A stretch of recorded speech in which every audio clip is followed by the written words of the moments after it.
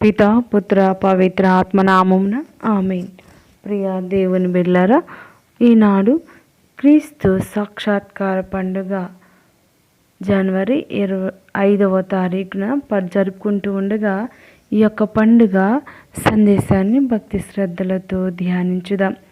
తార్షీసు రాజులు దీపంలో నృపులు కప్పం కట్టుదురు, సేబా పాలకులు కానుకలు కొనివత్తురు, రాజులెల్లరు అతనికి శిరము వంతురు, జాతులెల్లా అతనికి ఊడిగము చేయును. కీర్తన 72 10-11 వచనం. ఈనాడు మనం క్రీస్తు సాక్షాత్కార మహోత్సవంను కొనియాడుచు ఉన్నాం. సాక్షాత్కారం అనగా ఎరుకపరచుట అని అర్థం. తండ్రి దేవుడు తన కుమారుడైన క్రీస్తుని లోక రక్షకుడు అని మనకు ఎరుకపరుస్తూ ఉన్నాడు అని మనం గ్రహించాలి. ముగ్గురు రాజులు యేసుక్రీస్తు చిన్నతనంలోని మెస్సీగా గుర్తించి వేల మైళ్ళు ప్రయాణించి ఆరాధించారు. ఈ సందర్శకులు తూర్పు నుండి వచ్చారని మాత్రమే పునీత మత్తయి గారు తన సువిశేషంలో రాశారు. వారు పర్షియా, అరేబియా లేదా భారతదేశం నుండి వచ్చినట్లు పండితులు ఊహించారు. వారిని యేసు దగ్గరకు నడిపించే నక్షత్రాన్ని వారు గట్టిగా అనుసరించారు. వారు యేసును కలిసే సమయానికి ఆయన ఒక ఇంట్లో ఉన్నాడు. మరియు శిశువు కాదు. ఆయన పుట్టిన 1 సంవత్సరం లేదా అంతకంటే ఎక్కువ సంవత్సరాల తర్వాత వచ్చారు అని సూచిస్తుంది. ముగ్గురు రాజుల నుండి 3 బహుమతులు ఏ విధంగా ఉన్నాయో ధ్యానించుదాం. ముగ్గురు రాజుల బహుమతులు క్రీస్తు యొక్క గుర్తింపు మరియు సేవా జీవితాన్ని సూచిస్తున్నాయి. రాజు కోసం బంగారం, దేవుని కోసం ధూపం మరియు చనిపోయిన వారిని అభిషేకించడానికి ఉపయోగించే మిర్రర్లు అంటే సాంబ్రాణి బహుమతిగా ఇవ్వటం జరిగింది. ముగ్గురు రాజులు వారి కాలంలోని తెలివైన వ్యక్తులలో ఉన్నారు. మెస్సియా పుట్టబోతున్నాడని తెలుసుకుని బెత్లెహేమునకు దారితీసిన నక్షత్రాన్ని అనుసరించి వారు ఆయనను కనుగొనటానికి ఒక యాత్రను నిర్వహించారు. విదేశీ దేశంలో వారి సంస్కృతి మరియు మతం ఉన్నప్పటికీ వారు యేసును తమ రక్షకునిగా అంగీకరించారు. శ్రీ సభ సాంప్రదాయం ప్రకారం ఈ ముగ్గురు జ్ఞానులు ముగ్గురు రాజులుగా కీర్తన 72 10-11 వచనముల ఆధారంగా పరిగణిస్తాం. అందుకని క్రీస్తు సాక్షాత్కార మహోత్సవంకు ముగ్గురు రాజుల పండుగ అనే పేరు కూడా వాడుకలోనికి వచ్చింది. ఈ ముగ్గురు రాజుల పేర్లు కస్పారు, మెల్కియోరు, బల్తజార్గా పరిగణింపబడింది. వారు బాలయేసుకు బంగారం, సాంబ్రాణి, పరిమళ ద్రవ్యములను కానుకలుగా ఆరాధించిరి. బంగారం క్రీస్తు ప్రభుని రాజరికమును, సాంబ్రాణి క్రీస్తు ప్రభు దైవ స్వభావమును మరియు పరిమళ ద్రవ్యాలు మానవాధారంగా ఉన్న యేసు మరణ పునరుత్థానాలను సూచిస్తూ ఉన్నాయి. ముగ్గురు రాజుల పండుగ క్రీస్తు మానవులందరి కొరకు జన్మించాడని బోధిస్తుంది. క్రీస్తునందు విశ్వాసమే మానవులందరినీ ఐక్యపరిచి శాశ్వతమైన శాంతిని చేకూర్చగలదు. క్రీస్తు ఉన్న చోట పగ, ద్వేషం, స్వార్థం పోయి పరస్పరం ప్రేమ, సోదరభావం, సమాధానం ఏర్పడగలవు. ఈ ముగ్గురు రాజులు యేసును కనిపెట్టాలనే మక్కువ ఉండటంతో తమ ఇళ్లను విడిచి చాలా దూరం ప్రయాణించి రావటంతో మనలో కూడా కొత్త ఉత్సాహాన్ని, ఆనందాన్ని నింపుటతో పాటు దైవ దర్శనం ఆవశ్యకతను తెలియజేస్తూ ఉన్న జ్ఞానులు వారిలో ఉన్న విజ్ఞాన వివేచనతో పాటు అన్యులను ప్రోత్సహిస్తూ ఉన్నారు. దానికి నిదర్శనం హేరోదు రాజును మెస్సియా రాక గురించి తెలియజేయటం. ఇంకొక వింత విషయం ఏమనగా యేసు యూదయలోని బెత్లెహేములో జన్మించిన సంగతి తూర్పు నుండి జ్ఞానులు యెరూషలేముకు వచ్చి యూదులకు రాజుగా జన్మించిన శిశువెక్కడ ఉన్నాడు అని అడిగేంత వరకు హేరోదుకు తెలియకపోవడం దురదృష్టకరంగా భావించాలి. బాలుని ఆరాధించుటకు వచ్చిన జ్ఞానులు గొప్ప గొప్ప బహుమతులతో వచ్చారు. అని మత్తయి సువార్త 2వ అధ్యాయంలో తెలియవస్తూ ఉంది. సువార్త ప్రకారం పురుషులు యేసు మరియు మేరీ ఉన్న ఇంటికి ఒక నక్షత్రాన్ని అనుసరించారు మరియు బంగారం, సాంబ్రాణి, మిర్రాలను బహుమతిగా ఇప్పుడు వలె బంగారం సంపద మరియు శక్తిని సూచిస్తుంది. సుగంధ ద్రవ్యం ఒక రకమైన ధూపం మరియు పరిమళ ద్రవ్యం.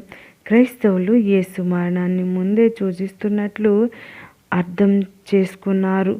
మార్కు సువార్త 15:23లో యేసు సిలువ వేయడానికి ముందు మిర్రాతో ద్రాక్షారసాన్ని అందిస్తారు, ఎందుకంటే నొప్పి నివారణగా ఉండటానికి మరియు రాజులను అభిషేకించటానికి ఉపయోగించే నూనెలో కూడా మిర్రాను ఉపయోగిస్తారు. ఇది జ్ఞానులు యూదుల రాజు కోసం వెతుకుతున్నందున ముఖ్యమైనది. వారిని గ్రీకులో మ్యాగీ అని పిలుస్తారు. ఈరోజు మనం సైన్స్తో గుర్తించగలిగే దానిలో జ్ఞానుల ధోరణి చాలా ఎక్కువగా ఉంది.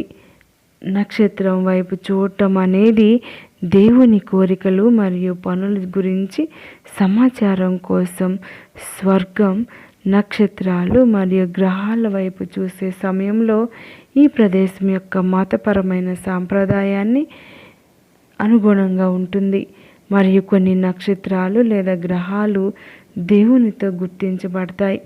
జ్ఞానులు ప్రపంచ దేశాలు ఇజ్రాయేల్ ప్రపంచాన్ని వెలుగుగా గుర్తించి బంగారు బహుమతులతో జరుపుకుంటున్నాయని వివరిస్తుంది మరియు సుగంధ ద్రవ్యాలు మరియు విలువైన ఇతర బహుమతులు. జ్ఞానులు అనే పదం ఖగోళ శాస్త్రవేత్తలు, జ్ఞానులు లేదా ఇంద్రజాలికులు అని అర్థం. అన్ని ప్రాంతాల ప్రజలకు వర్ణించబడుతుంది. 700 నాటికి వారు తమ ప్రస్తుత పేర్లను మెల్కియోర్, కాస్పర్ మరియు బల్తజార్ మరియు బహుళ జాతి కూర్పును సాధించారు. మొట్టమొదటిది తెల్ల జుట్టు మరియు పొడవాటి గడ్డంతో ఉన్న వృద్ధుడు అని మధ్యయుగ ఐరిష్ వివరణ చెబుతుంది. రెండవది గడ్డం లేని మరియు రెడ్ కాంప్లెక్స్. మూడవది నల్లటి చర్మం మరియు భారీగా గడ్డం. పండితులు ఈ మిశ్రమాన్ని క్రైస్తవ మతం యొక్క ప్రపంచవ్యాప్త ఆశయాలను నొక్కి చెప్పడానికి ఉద్దేశింపబడిందని లేదా మునుపటి భిన్న ముగ్గురిని నోవా యొక్క కుమారులు షేమ్, హామ్ మరియు జాఫెతులను సూచిస్తారని తెలియవస్తూ ఉంది. జ్ఞానులు రాక ద్వారా క్రీస్తు నందు ఇక యూదులు, అన్యులు అనే విభేదం అడ్డుగోడలుగా లేవు. ఈ విషయాన్ని గూర్చి పునీత పౌలు గారు చక్కగా ముచ్చరిస్తూ ఉన్నారు. క్రీస్తునందు బాప్తిస్మం పొందిన మనందరము క్రీస్తును ధరించి ఉన్నాం. కావున యూదులకు, అన్యులకు మధ్య భేదం లేదు. బానిసలకు, స్వతంత్రులకు, స్త్రీలకు, పురుషులకు మధ్య కూడా భేదం క్రీస్తు యేసుతో ఏకమగుట వలన మనందరం ఒకటే. గలతీయులకు రాయబడిన లేఖ 3వ అధ్యాయం 27-28 వచనాలు. 3 కానుకల ద్వారా క్రీస్తు సకల మానవుల రక్షకుడు అని వారు అంగీకరిస్తూ ఉన్నారు, ప్రకటించారు. ఇదే విశ్వాసాన్ని శ్రీ సభ ఎల్లప్పుడూ అందరికీ ప్రకటిస్తూనే ఉంది. మనం ప్రతిదినం 3 రాజుల వలె క్రీస్తును కన్నులారా కాంచి విలువైన కానుకగా మన జీవితాలను ఆయన కొరకు అర్పించుదాం. మీ అందరికీ 3 రాజుల పండుగ శుభాకాంక్షలు తెలియజేస్తూ వారు తెచ్చినటువంటి గొప్ప గొప్ప కానుకలను ధ్యానిస్తూ ఆ కానుకల వెనుక దాగి ఉన్న నిగూఢ అర్థాన్ని ధ్యానించుదాం. మరి బంగారము, బోళము, సాంబ్రాణి ఈ 3 కూడా విలువైన రాజుకు, మహోన్నతుడైనటువంటి దేవుణ్ణి గుర్తించి వారి యొక్క ప్రయాణాన్ని సాగించారు.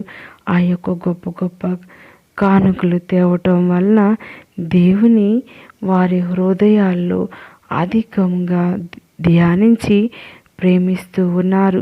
అంతేకాదు వారి రక్షకుడిగా వారు అంగీకరించటం ఈనాటి సువార్త పఠనాల్లో ధ్యానిస్తూ ఉన్నాం. ప్రియ స్నేహితులారా, మరి దేవుని యొక్క రాక కోసం సంసిద్ధులైనటువంటి ఈ జ్ఞానులు చెప్పేది ఏమిటి అంటే, మీరు కూడా ఈయనను నమ్మండి, ఈయనే రాజు, ఈయనే దేవుడు, ఈయనే సర్వాధికారి, ఈయనే అభిషిక్తుడు అని. మన యొక్క హృదయాలను తెరుద్దాం. ఆ మనకి తెచ్చినటువంటి ఆ ప్రభువుని హృదయంలో చేర్చుకుందాం, మన గుండెల్లో చేర్చుకుందాం, మన కుటుంబాల్లో చేర్చుకుందాం, మన వ్యక్తిగత జీవితంలో చేర్చుకుందాం. ఆయన ఇచ్చేటువంటి ప్రేమ అమోఘం, ఆయన ఇచ్చేటువంటి దీవెనలు అమరం, ఆయన ఇచ్చేటువంటి జీవం అంతులేనిది. అటువంటి దేవుని కలిగి ఉన్న మనందరికీ కూడా ఆయన కృపావరాలు నిండుగా మెండుగా ఉండాలని కోరుకుందాం. మీ అందరికీ ముగ్గురు రాజుల పండుగ శుభాకాంక్షలు తెలియజేస్తూ ఉన్నాను.